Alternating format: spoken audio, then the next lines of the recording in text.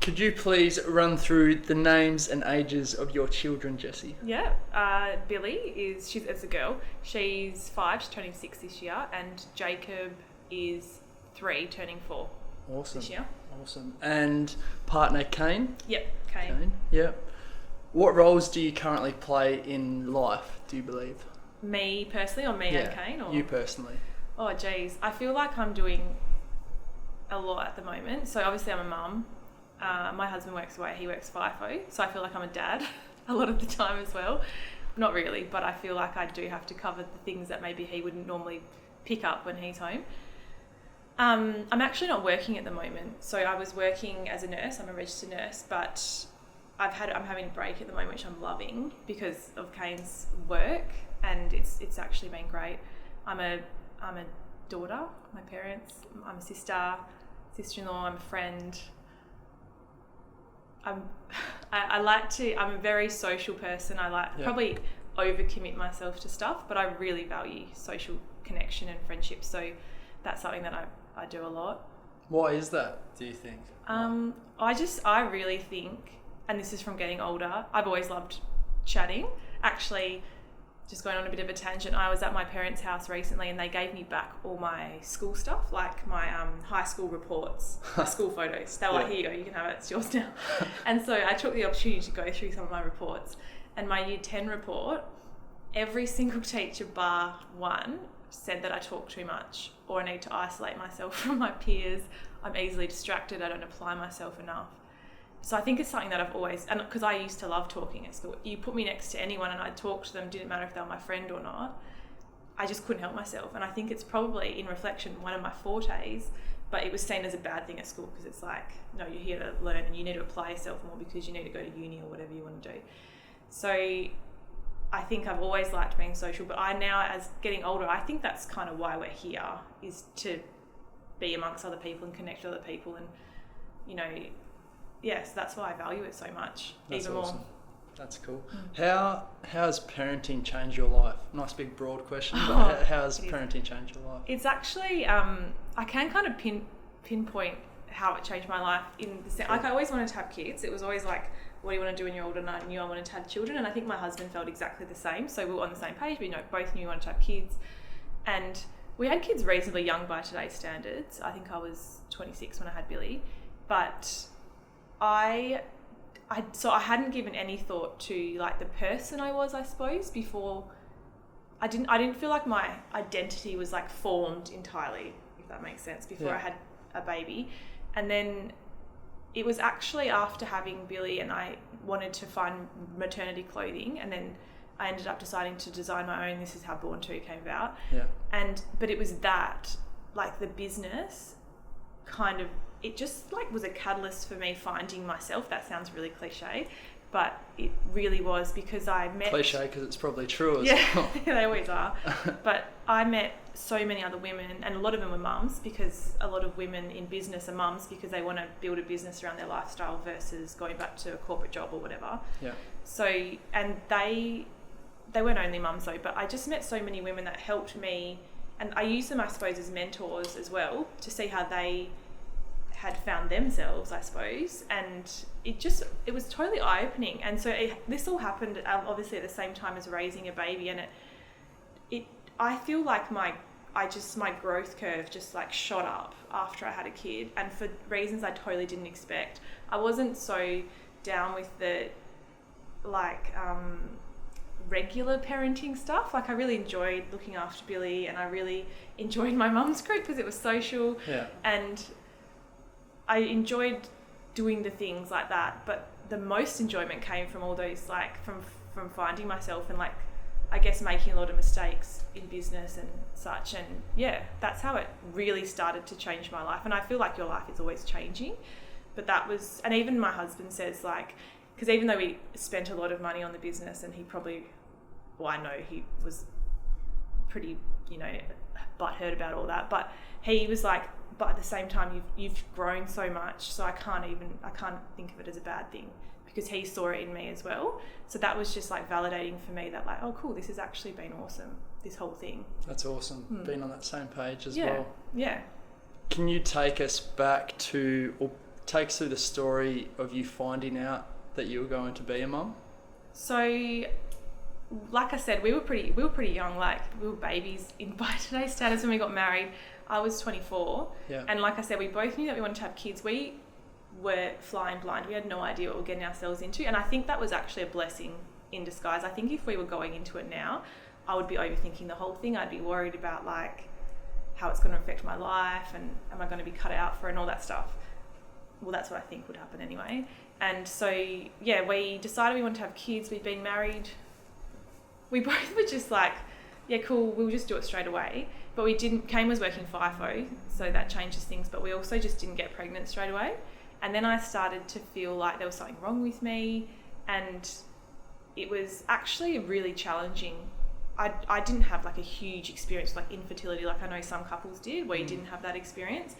And Kane was always like, it's going to happen. He was just like, it's going to happen. Yeah. Just like, there's no rush. And it was true, there was no rush. And that helped ground me through the whole thing. Was like, we're so young. Like, people are going through this in their 15 years older than I am. So it made me feel really empathetic for those people and made me feel very grateful for choosing to have kids when we did, because there was no pressure.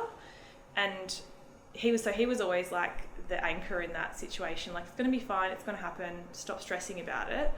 And then we started just living our lives, I suppose, and I did stop stressing about it. We booked a ski trip to Japan, did all the things that people cliche say happens when you're like trying to have a baby and then you don't. Yeah, and then I remember Kane was away and I just didn't get my period, and I thought, oh, I could be pregnant. But again, I wasn't getting ahead of myself. Yeah. And he goes, yeah, I think you are. And then I did a test and it was positive, and we told like all of our friends straight away. Just straight away? Yeah, and like our family. We told our family first, obviously. Yeah. But in reflection, I feel that was really naive because, I mean, it was so early. But how early, if you don't mind me asking? I think we were like, we told our friends, our family, straight away. So like 4 weeks, like when you first find out. And then around 5 weeks or like, so we told our friends. And I remember some of our friends being like, whoa, why are you telling us this? Like, this is... But we've both always been really open and honest. And I always felt like if anything was to happen, I would feel comfortable, I think. I never know, haven't been in that situation, but I would feel comfortable confiding in people about that, because that's the sort of person that I am. And I don't like to experience things alone or like bottle stuff in, and he's the same. And worst case scenario, I just make him tell everybody if anything went wrong. And then, no one's going to come and grill me about it. So I always felt like okay about it. In reflection, I'm like, geez, I don't know if I'd do that now. Just especially with some of the experiences people I know have had with pregnancies, and it's pretty devastating. So wiser me probably wouldn't do the same. But as I said, we were young and a bit dumb, really, which was a good thing in reflection. That's cool. It's cool you mentioned reflection there. Like, everything's better obviously in hindsight, but yeah, I'm interested because there is this common belief, like, is it 12 weeks, 20 weeks or something like that? People usually like hold off. Like, I know that I think we went a similar way and we just come out with it, Jess and I, with the news of Oscar, and I don't know, we got the same reactions, but that intrigues me in a way because they talk about it takes a village or a community to raise a child, so at the end of the day that doesn't technically mean just when they're born. Like, it's the whole process, isn't it? I love that sort of take on it, that bringing people in and creating that support network in a way as well. I totally agree, and I think it's just a personal thing. Like, if someone wants to, I feel like you probably have experienced this too, as soon as you're pregnant, as soon as you've got a baby, anywhere in the picture, people give you their opinions about everything. And I think that at the end of the day, you just got to do what feels right for you, and that's and now we're lucky. There's things like, the Harmony test is very accessible to people. You have that at I think it's around 10 weeks now. So that does change the game a lot. But at the end, I think it's like everyone's personal choice what they do with their lives and their body and their news. So I think that everyone just needs to calm down and let people live their lives. Be a bit more open-minded. I like that. That's cool. So I suppose fast forward until this current day, like what comes to mind when I ask what challenges you've experienced with parenting? Oh my gosh. Like, where do I start? Let's go for it. Okay, so the first and the most obvious challenge is probably that Kane's always done FIFO. So he has always done, or he's done FIFO in our relationship for like the last 10-ish years, I think. So always since we've had children, he's done FIFO, and that was always going to be the case. I knew that was going into it, but when you're living it, it's very different to when you're like, you know, thinking future ahead. Oh, it'll be fine. But like, so that was really hard. But again, you just adjust. And after we had Billy, actually, he did a regular swing. I think he did 3 weeks on, 3 weeks off. Okay. And I liked that, but he hated his job. So that made it really challenging. And after we had Jacob, pretty much from Jacob, he came along nearly 2 years later, or maybe it was before, I can't even remember.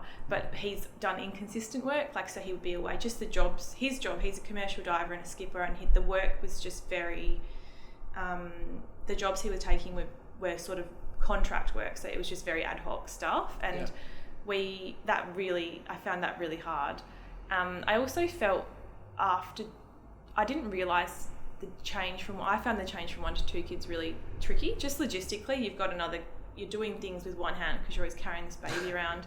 I remember feeding Jacob in Billy's bed one night when he was like, you know, a week old, because Kane had gone back to work for like 10 days or something when he was a week old. And I was like, I'm not going to be able to do this. And I was very like doom and gloom about the whole thing. And it kind of just created this story that like having 2 kids was really hard in my head. And then it just got harder and harder and harder. And then because Kane's work was all over the place, I started to really pin my happiness on FIFO. And I was like, well, it's because of your work that I hate life.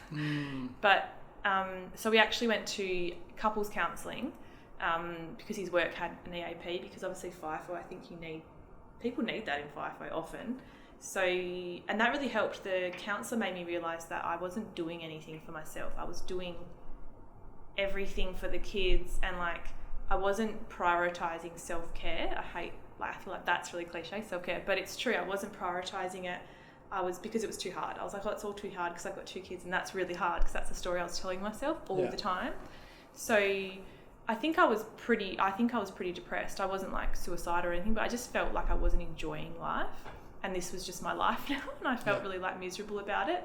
So I ended up going to my GP. I went on medication and I went to counselling more regularly, and I actually ended up going back to work, and all those things combined really helped me and my mood, and it made me prioritise myself, because I feel like I've always had this story that perhaps I'm not good enough or I'm not worth it. So that kind of comes out a lot when you're in those situations, like, well, I can't prioritise myself because I don't really deserve to do that. And why aren't I enjoying this? Because everyone else is enjoying it. I used to look at like people with more than 2 kids and be like, how the hell are you doing that? Especially if they were FIFO. I was like, what the hell? Like, I can't even keep afloat here. But in the reality, I was doing everything. I was doing all the things. So from an outsider, they'd be like, oh, you've got your shit together. Like, you look like you're really, you know, how do you do that? But inside, I just hated it. So yeah, that whole experience and going back to work and talking to someone about it and being on medication really helped me. And I just had to really go inward and do so much work on myself. So, and that was really challenging when you have you have kids and stuff to look after. You can't just like go and meditate in a field for 2 days and find yourself. You have to sort of, and because every time you feel like you're leveling up, something happens in your life to make you feel like, oh, God damn it, like that's so hard. So that I found that whole thing really challenging. That kind of went off on a bit of a tangent, sorry. But no, that's cool. That's what we want here as well. But I suppose something that just stood up for me or popped up for me was, and first of all, thanks for being so honest with that experience as well, but something that popped up was, it sounds like you identified with that role as being a mum, like in that moment when it went from 1 to 2, and that become you in a way, possibly, like that was who you were. And maybe that's what sort of threw some things around for yourself in terms of maybe some neglect to other roles in your life, like whether it's being a creator, being a friend, being a daughter, being a sister. It sounds like it maybe took a bit of a toll in that sense. I felt like, and it's hard. It's really hard. It's a slippery slope, I think, being a parent, because these humans really consume every waking moment of every day. At that age as well, it's big time. So it's really hard to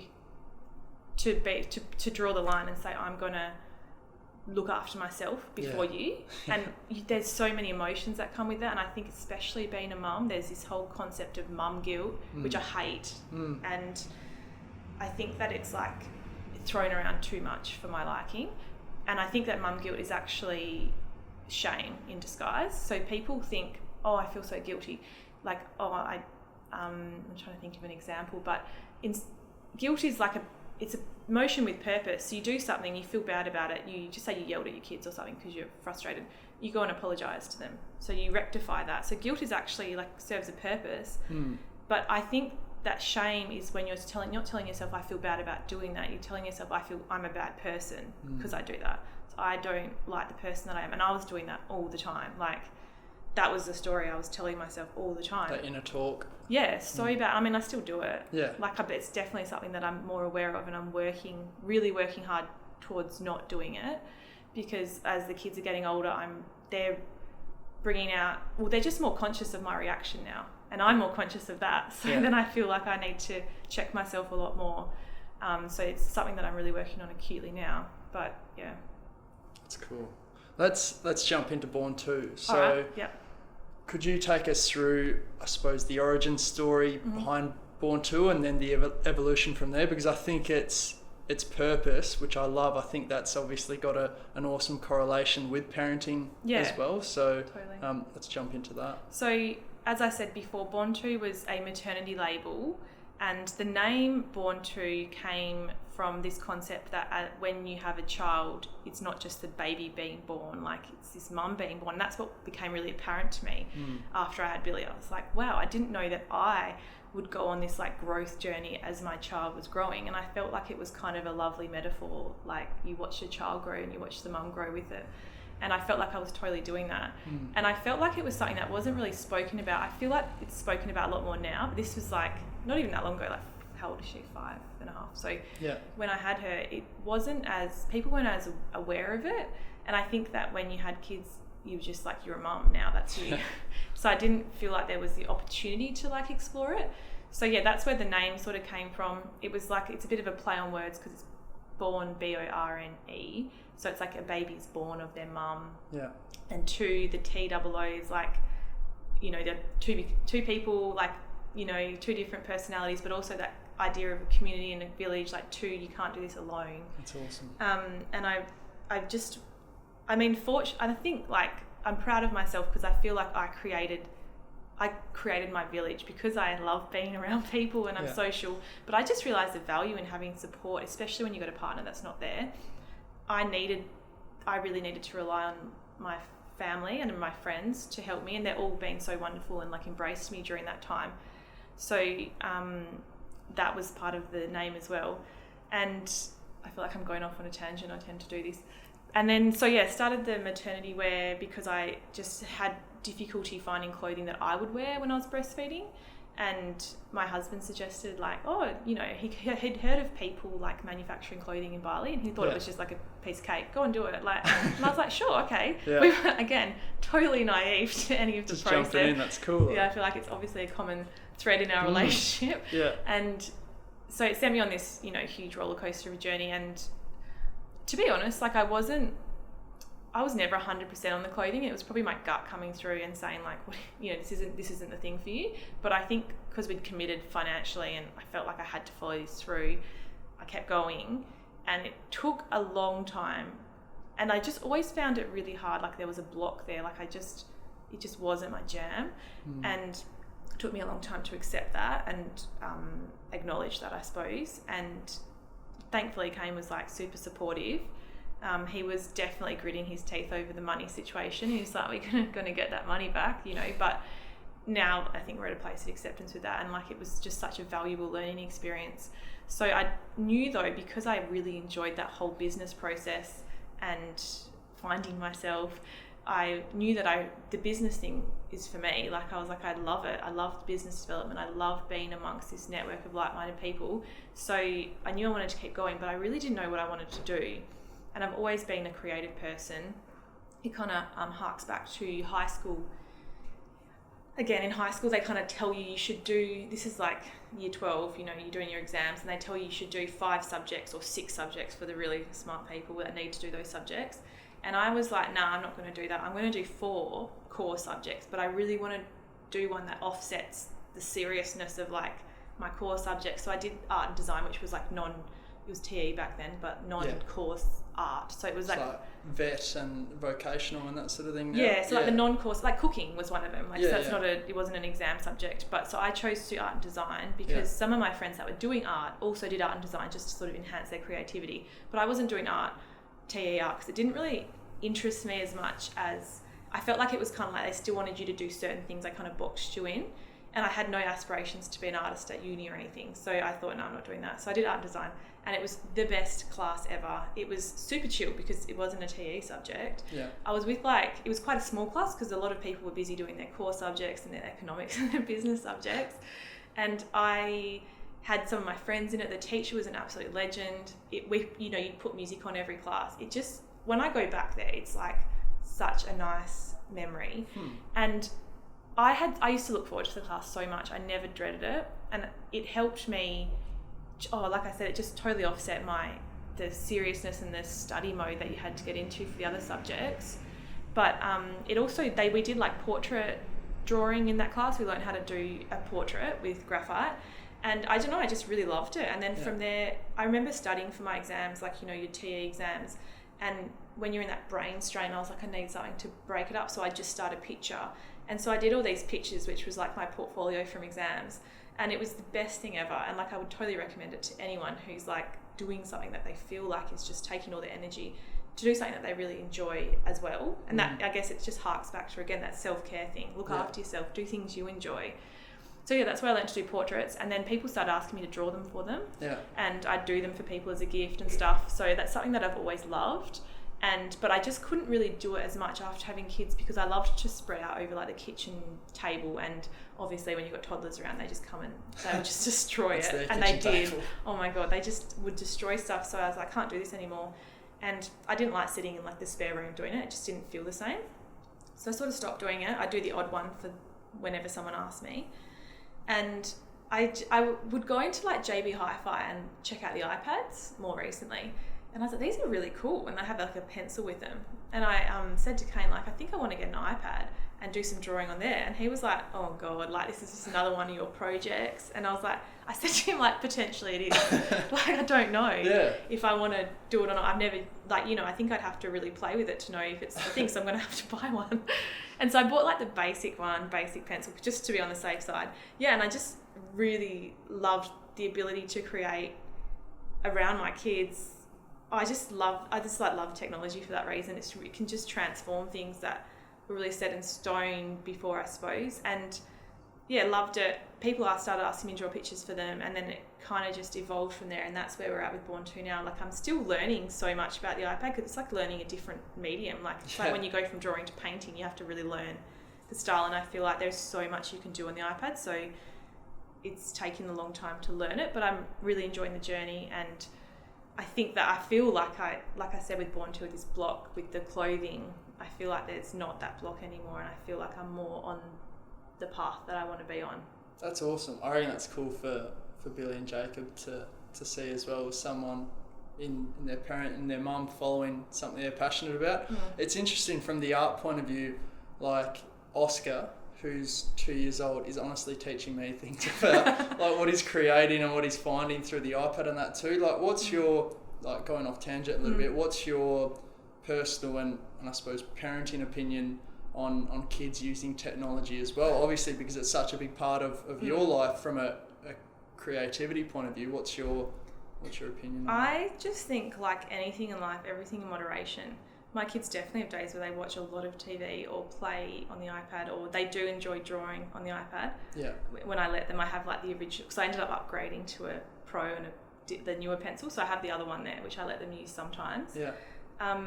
But is yours as scratched up as mine is? It's literally just trash now. No, because I don't let them use it all the time. Because I knew there was slippery slope. If I started, then they'd expect to use it all the time. I definitely don't let them use the one that I use for like my personal one.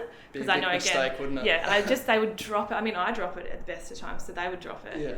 I just think everything in moderation. Like, I don't like my kids watching TV all the time or watching the iPad all the time, but they do some days because my husband works away. And I think it's, like, again, just being gentle and kind to yourself and not beating yourself up and not judging other people. Like, I really think everyone's doing the best that they can. So I feel like my kids are turning out pretty okay. Yeah. Like they're pretty, and I mean, technology is going to be part of their future. I think you'd be a bit, like, not even silly because I don't want to judge anyone else, but I think it'd be handy for them to know how to use these things, and they will, because they use them in school and stuff now anyway. Yeah. Billy's in pre-primary and they use iPads in their class, or they're going to, and she's so keen to use them because she loves them. Yeah. But I think that it is, like, I think you can't fight it. I don't think you'd be like, no, because especially unless we're living on some commune or a farm or something where they had no access to it, it'd be a bit different. But it's going to be around them. So I think it's empowering for them to know how to use it. But again, it's just like everything in moderation. That's how I feel about it anyway. And I'd like the idea of them still drawing on paper and learning about, because I think drawing on paper and creating things that are tangible, that you can touch, evokes different feelings to drawing on an iPad. And like, I miss drawing on paper sometimes, and sometimes you just want to draw on paper. And do you know what? So on the iPad, you can like use, on the app I use 2 fingers to like undo. And I was drawing on paper and I tapped with 2 fingers to try and undo it. And I was like, oh God, I've been using the iPad too much. Because you sort of, it doesn't teach you how to fix a problem, you know, because on the iPad you can just erase if you make a mistake, but on paper you can't do that. So I think it just uses different parts of your brain. So I think it's important for kids especially to do those things. So, and they love it, luckily. They love drawing and making a mess, really. But it's an interesting topic at the moment, I suppose, technology and kids using it. And it's interesting, I heard something the other day, I can't remember who it was from, but they talked about it as being this counterbalance between consumption, so watching TV, watching Bluey on Netflix or whatever it might be, ABC, and then being able to, I suppose, match it with creation and then bringing those together. So whether it's writing a story, depending on what age they are, or painting a picture on the iPad after watching Bluey, or I suppose being able to match that consumption with creation, that's something that's just been front of mind for me lately as well, just around, if it's all consumption, it's going to become a dependency possibly. And everyone's situation is different, like you said, like no one, I suppose there's not one size that fits all, but it is an interesting topic at the moment too. I like that, what you said. I think it makes sense. It just makes sense as well. I mean, I'm not an expert on how the brain works or like parenting, but it just kind of makes sense that, and like the whole what I was talking about when I was drawing on the paper and I was trying to undo it with my fingers, I was like, wow, this just shows how it uses a different part of your brain. So you've got to flex the rest of your brain muscle as well. Totally. I think. That's cool. Let's sort of go back into parenting a bit more. What comes to mind when I ask you, what are the biggest joys you've experienced as a parent? Like, what sort of joys come to mind in your parenting journey? I just love seeing my kids, especially now that they're older, sort of holding their own and like going out into the world. Like when you see them at a park or you see them at school, when they make their own friends, they have their own personality, and I feel proud that I've been able to allow them to find themselves, and I'm really conscious of not wanting them to be an extension of me, which is really hard as a parent, because you're kind of like, if your kids, I don't know, being mean to someone, for example, you can't, you know, that's probably not the best example, but your child's doing something that you don't appreciate, but they might just be feeling the situation out or whatever, and you try and kind of control their behaviour because that's not what you would do because you're an adult and you have an adult lens on the situation. I find that really challenging, like as a parent. So it's nice when you see, like I was at school the other day, and so Jacob's in kindy, and he has the same teacher that Billy had in kindy last year. And she said, oh, I saw Billy in the playground the other day and she was dancing, having a great time, and like she just was really taken by Billy, and I knew that because of the things she said. And that sort of thing makes me feel like super chuffed and proud that she's being her own person, because she's pretty out there, and I never want to like try and contain that about her. It's really hard though, because she definitely does a lot of things, like her spirit is different to mine, so like I feel like she does things that I'm like, what? Like it clashes at times. And same with Jacob, but that's probably been one of my favourite things about parenting, and just I think it's the small moments that really I find really gratifying, like when they Jacob is very affectionate, and he'd come up and he would just like look in your eyes and like hold your face and say I love you and stuff like that, and you just don't think about those things. That's cool. As much. I don't think anyone does that to you really. So and you're like, oh, I created you, that's pretty cool, and you're like, they're so goddamn cute. And yeah, I love that. And I don't know, it's I find the whole parenting thing quite surreal really. Like I find it hard to like grasp that I created these kids. Do you still have those moments where you like look at them, like it's the same with Oscar, and you're looking at them and you're like how did we create you? And 99% of the credit goes to Jess. I'm all for that. The journey that you guys go on, I reckon, is unreal, and again, it's one of those awesome things about like the human body and what it can do. But it's amazing. It's mind-blowing. Like to be able to look at them and just see that and feel that. And I think it's nice to remind yourself of that, like have those moments where you really appreciate what a miracle, like even if you just think about everything that has to align, and Gary Vee talks about this a lot, everything that has to align for someone to get pregnant. You have to be like right place, right time, you know, everything, the body conditions, everything. It's actually such a miracle. And it made me aware of why it's hard to get pregnant, because it's like, well, geez, everything has to be like, you have to have some sort of like divine timing there. Like this kid is supposed to be created for whatever reason. But so I think it's nice to remind yourself of what a miracle it is to create kids, and in the like that look, like my son looks so much like me. I really don't see any of Kane in him. He's got really dark eyelashes, of course, because he's a boy and the boys get all the good things, and that looks like Kane because I don't have as dark eyelashes as Kane, but that's pretty much the only thing I see of Kane in him.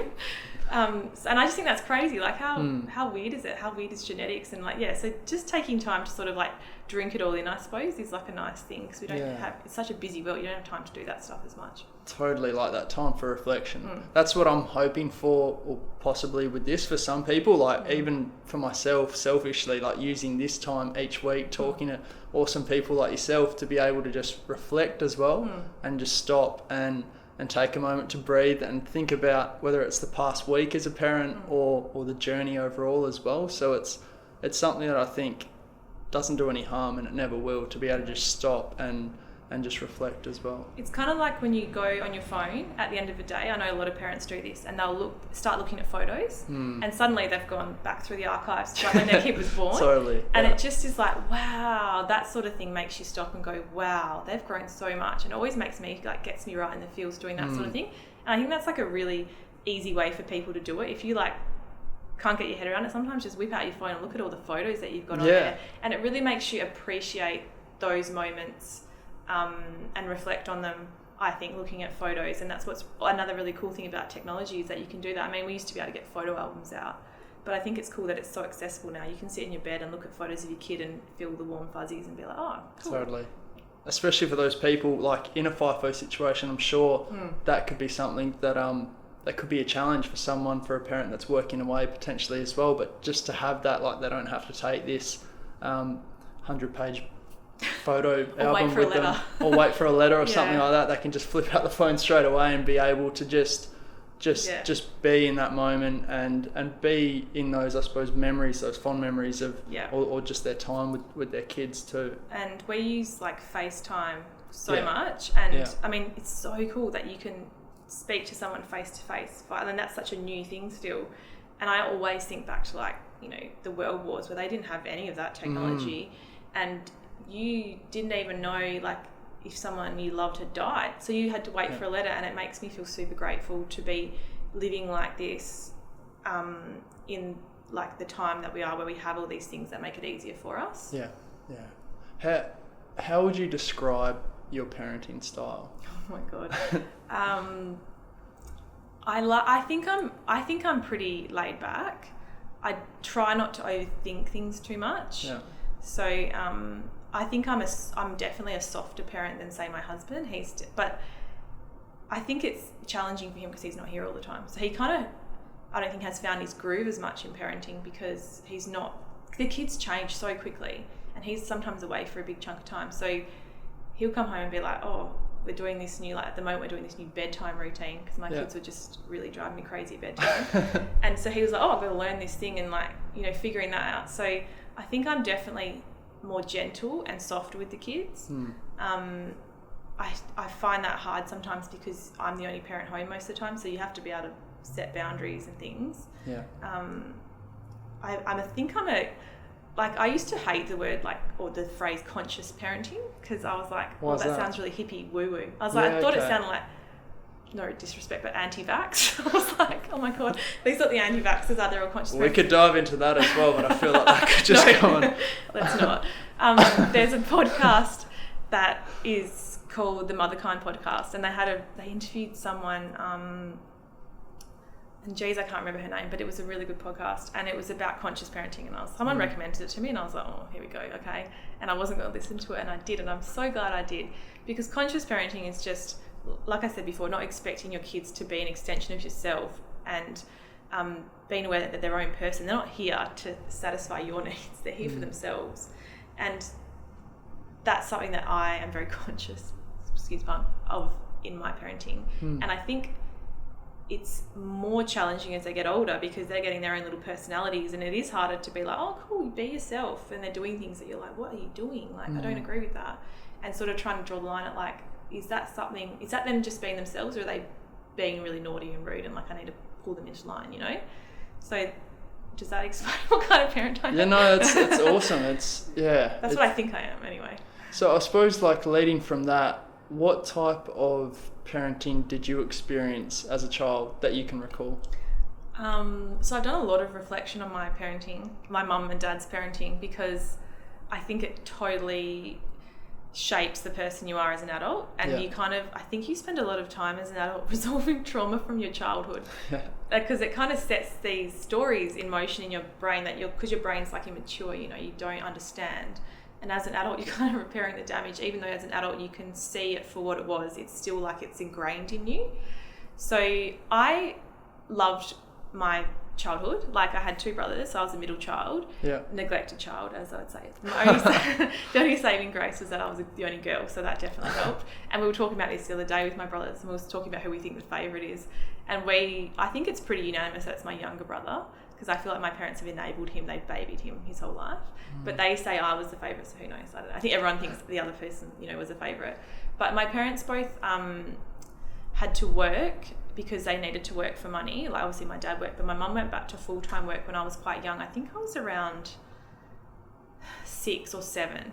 And because she had to, and they couldn't afford out of school care, and because childcare wasn't as accessible as it is now, for parents that were working, it was like really expensive. So we used to get to school really early, like, I think it was between 7 and 7:30 most mornings, and then we used to get picked up really late at like 4 or something, and school finished at about 3. I think we used to get picked up about 4:30 actually, and so we spent a lot of time just kicking around by ourselves. Which was actually pretty fun in reflection. And I never really felt like I really missed out. Like when I saw the after school care kids, I used to be like, oh, that looks boring. Like whatever. It felt like we were like the little rebels outside, because there was kind of like a little group of us that were all in the same boat. And we were awesome. Like these little orphan kids that used to like run the school. The rebellion. In the mornings. Yeah, exactly. And it meant they couldn't come to like assemblies. My mum didn't do canteen duty. So I did feel like I missed out on a lot of those things. And my parents are totally different. My dad is like unflappable. I've never really seen him angry, like really angry. I think I've seen him really angry once. And my mum is just like, she catastrophizes. She's a hypochondriac. Right. She's everything that the opposite of my dad is. And like if she's stressed, you'll know about it straight away, because she'll be like carrying on. Because my dad, you would never know if he was stressed. He keeps it very like under wraps. Yeah. So I think I kind of inherited definitely both of their personalities. My mum was very hot-headed and she was a disciplinarian. My dad was more like the negotiator, because if mum said no, you kind of go to dad, but he'd be very like pragmatic about it, be like, what did your mum say, and let's talk about this. They definitely had a lot of arguments, and I remember our childhood was very like, they argued a lot about money. Oh my God, I remember mum being the catastrophizer, was like, oh my God, we're going to lose the house, we're going to lose everything, your kid's going to have to go to public school. She used to threaten us a lot actually, but with things like that. Not public school. But it was more like, but my friends are all at my private school, like I want to go there. Yeah. And I mean, it all worked out in the end, and I really admire my parents, because we would have had to get out of the house at like, 7 o'clock most mornings, and there was 3 of us. Yeah. Trying to like get your kids out of the house at it, like, you know, later time, I find with a 2-year-old it's hard enough. He's like just like digging his heels in, doesn't want to leave, so I can't imagine 3. Yeah, they had a very, it was very regimented.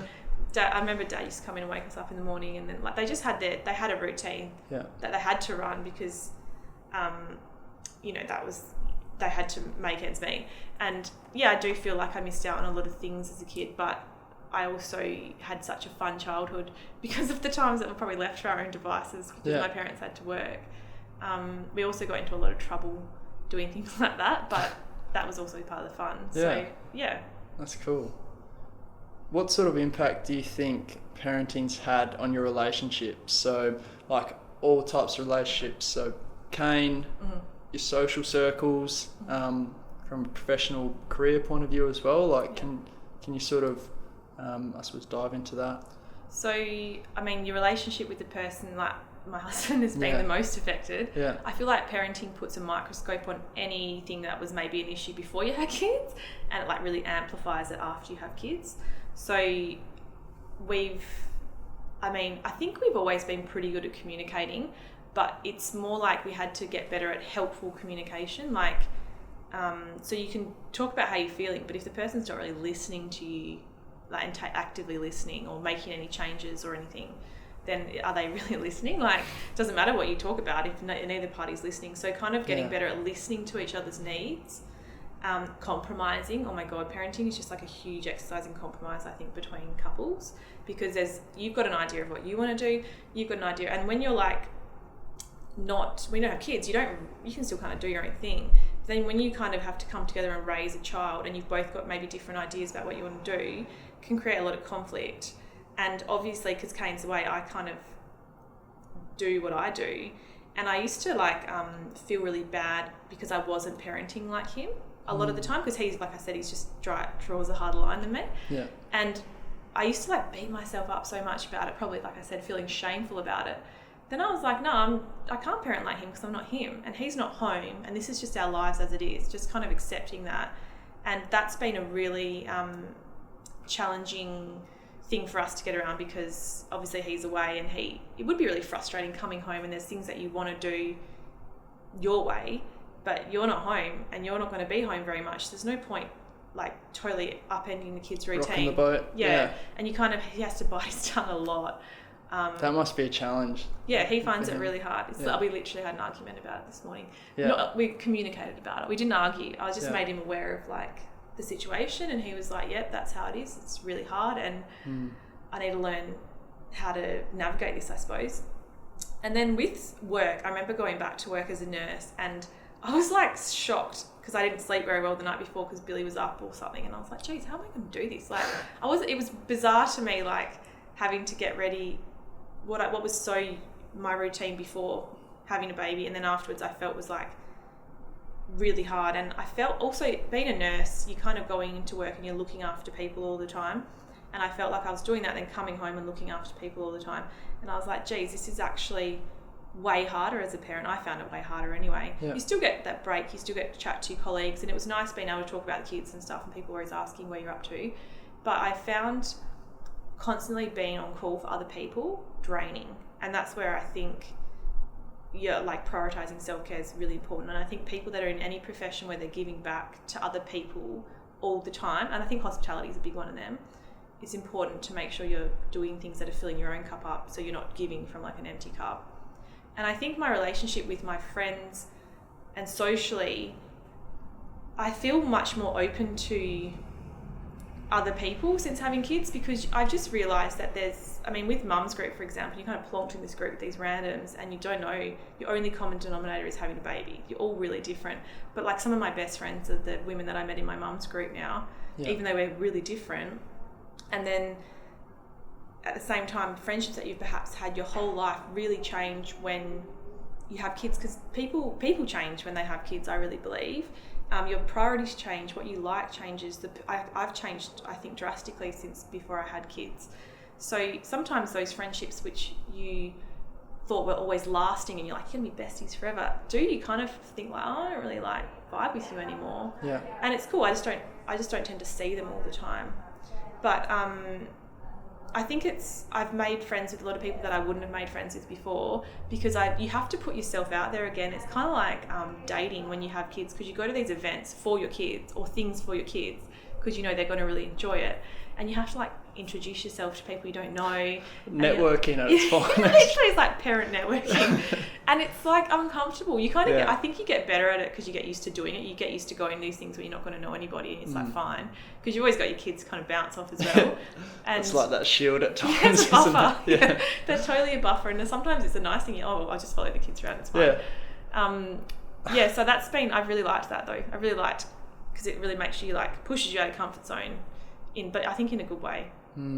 It's interesting the point you made, like it was almost a realization at times that these people that you're associating with no longer aligned with your values, and I think like it applies in so many different ways, like your environment as well. So like for example, about 18 months ago I experienced something similar, and it's the first time I'd ever experienced the feeling of like my values or the environment that I was in and the people I was around for majority of my time no longer aligned with my new values. It was like someone described it potentially as like breaking up with a past self. Like it was that sort of feeling. You're almost like put on your ass and you're just thinking like, what is going on and where to from here? It's pretty confronting. Totally. Yeah, like and it was like, I reckon there was a month there that I was just in a spin. Like you just have to ask Jess about it, and I was just a different person because I was a different person. Like, I think you kind of mourn the person and like the relationship. Yeah, it is like a breakup in a sense. Yeah, you're just not breaking up with anyone else. You're breaking up with some part of yourself, I suppose. Yeah, and I think though that those sort of breakdowns, I suppose, lead to the breakthroughs. Like, accepting it. Like, this is just who I am. This is where I'm at. And I mean, I say this, I struggle with it too. Like it's so much easier to talk the talk. Hindsight, yeah. So and like I've found that a lot with friendships. I still am really close with a lot of my like high school friends and stuff, so I feel really lucky. That's cool. But it's not to say that I have had to consciously distance myself and not spend as much time with people that I feel like drain my energy. And people that I feel haven't really grown since we were like teenagers, and chuck a couple of kids in there, but they're still the same person, still the same values, and they're not really open to growing in the same way that I am. So it's like, okay, well, that's fine, that's their decision and that's who they are, but it's not really serving me, so I'm not going to spend as much time with them as I used to. You're going to get so many messages after this. Like, it's going to be every second person's like, is it me, is it me, is it me? I won't tell I've said don't listen to that podcast. We'll cut this bit out. I suppose moving on from that, I'm interested in, well, staying in that realm. You mentioned from a relationships point of view in the industries you've been in, you started talking about that. Like I'd love to expand on that from an industry point of view. Did you feel like there was acceptance there in terms of like you went from being you to someone completely different as a parent? Like how did your industries that you've been a part of sort of, what was the experience with them in becoming a parent and coming back as well? Is that like on the nursing front or like just what I've worked in? Yeah, so just broadly, but obviously nursing's been a big part of it, so that's probably a good place to So nursing is so good for mums because I think, I don't know what the percentage is, but there's a really high percentage of women that are nurses. Like it's a very female dominated profession. Yeah. And I think that it's like almost every ward, every nursing environment has people that are pregnant and going off to have babies or just come back from mat leave. Like there's just this constant cycle of people that are going off to have kids because it's so female dominated. Yeah. So I feel like it's kind of embraced in that way. Like, and the thing I love about nursing, especially when you're in like a clinical setting, is you don't have to take your work home with you. You kind of just come into work, you get your handover of your patients and off you go, and then you hand them over at the end of the day and go home. You just have 8 patients that you're trying to bounce around. I hope not 8, but you have a lot of, so you kind of doing all the things and then you kind of like dusting your hands off and going home. Yeah. I mean, you take your work home emotionally as a nurse a lot of the time because you might have been looking after someone that was really rude or just really taxing physically and emotionally because they were really needy or whatever. Yeah. So I feel like you definitely take that home as a nurse, but I liked that you never had to bring your work home. So I think in that way it's actually like a really good profession for women. Awesome. But like it's kind of been constructed that way. It's great for men as well. Like, you know, I think it's a great profession in general. Yeah. But it's also just super tiring. And sometimes I think everyone's different. So sometimes I look around at my peers at work and be like, you've got kids. Don't you just find this really draining? Like no one told me this was going to be hard. But I just think some people are more put their head down, get on with it. They don't get as drained as I did, like emotionally and spiritually from work. And that was when I was working in emergency before I left, late last year. It was really hard because I'd always worked in ED. In saying that, before I had kids, I worked there and got totally burnt out as well. So I don't know why I was expecting something different. Yeah, okay. Especially add kids into the picture. Yeah. But I felt really drained, and I felt like I would look around at other mums and be like, don't you hate this? Why are you here? I always need that validation, when really it was only myself that could validate myself. And so making that decision was actually super liberating to be like, oh, I don't want to do this anymore.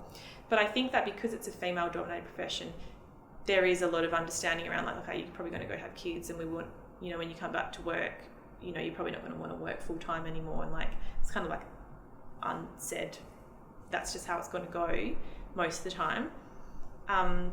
In saying that though, there's a lot of workplaces that I've worked in as well that they kind of just expect you to work to live. Like, you need to make money and you just need to do whatever. We can't favour you because you've got kids. And I feel like sometimes you get that kind of feeling from some of your colleagues, like, I don't want to accommodate you just because you chose to have kids. Yeah. And I get where they're coming from, but again, I just more like, how about we just all chip in together and like, yeah, you pick up my slack, but then there'll be a day when my kids are older and I won't have to do this anymore, you know?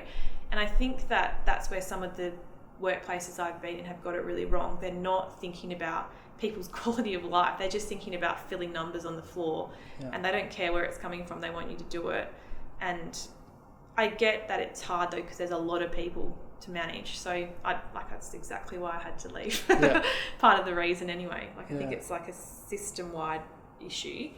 And being in business as a mum has just been like super fulfilling, because I feel like I've met heaps of like-minded women with kids, and it's so good to see how they do it, like get ideas from each other, sort of share in those moments where you feel like, oh my God, my like responsibilities are taking over, logistics are taking over, I can't do this, you know, but able to bounce that off someone. So that's been nothing but great, I think. I mean, it restricts you because, especially with Kane's Way, I can't just go to every networking event or like professional development session or seminar. 2 kids hanging off you. Yeah, and a lot of them aren't kid friendly actually, and I kind of get why, because if you bring kids with you, it changes the dynamic. You might be spending half the time like, shut up, like stop playing with that, don't touch that, leave him alone. Like, I think that's the thing with kids, it just can't be seamless because they're kids and they have their own agendas. Yeah. And sometimes they're sick or sometimes they're in a bad mood or whatever, and you can't control their behaviour because they're children, they can't communicate properly.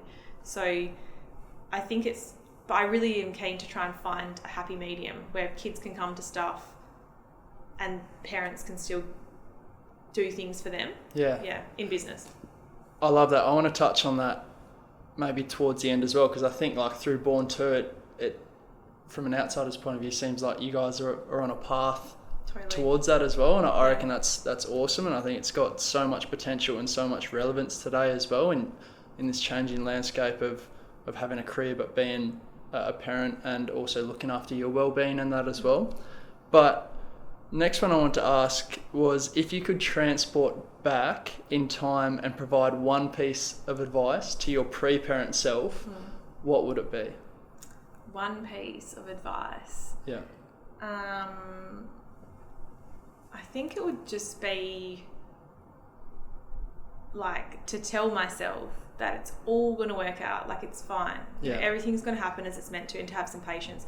I feel like life presents me constantly with opportunities to be patient, but I'm like such a do it, like fail fast, hurry up, do it, see if it works. Nah, but sometimes for me, it's just not, I can't be about that all the time because it's exhausting. And like kids really march the beat of their own drum, and you can't be if you're constantly trying to pull them into line with whatever you're doing, it's just tiring. So just taking it slow, being patient, it's all going to work out. That's what I'd say to myself, like stop stressing.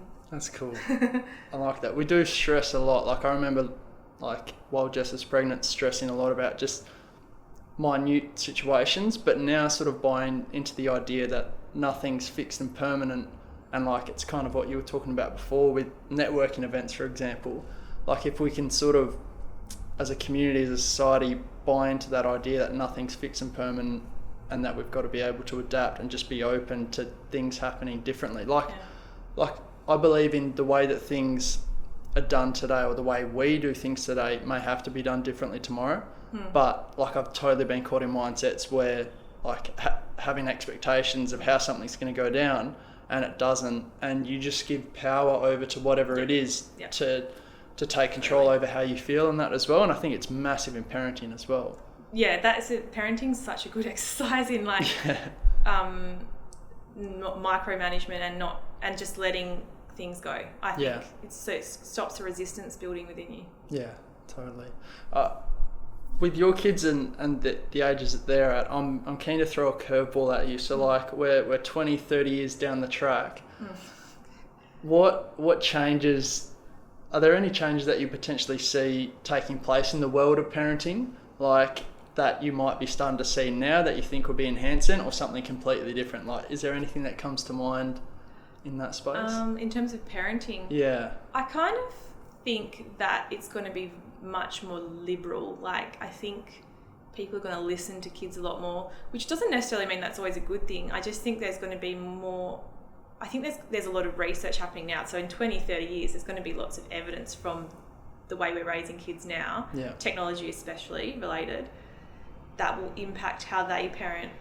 I do kind of think things tend to cycle a lot. So we kind of go back to ways that have worked. We try other things because we're like, oh no, I don't want to do exactly what they did because I want to try my own thing. But we do tend to sort of gravitate back to things that work. That's what I think anyway. And yeah, I don't know what it's going to be like. It's kind of overwhelming and a bit scary to think like 30 years down the track when my kids are having kids. It is a bit freaky. Like what the world's going to be like. Yeah. I hope that everyone's I hope everyone's harmonious, and like, because with the rise of social media and just everyone seeing everything about people's lives, people get so judgmental.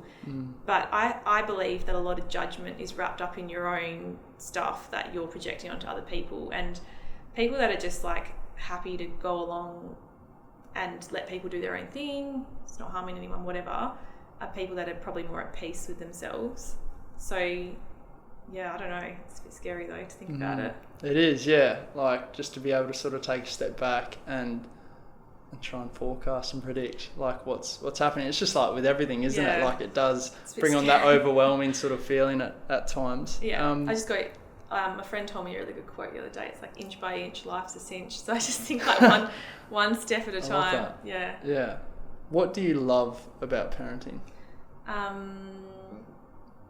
What do I love about parenting?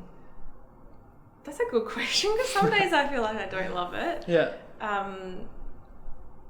I love teaching my kids about the world, and I love, like I said before, I just love seeing them become themselves in this world and their personalities emerge.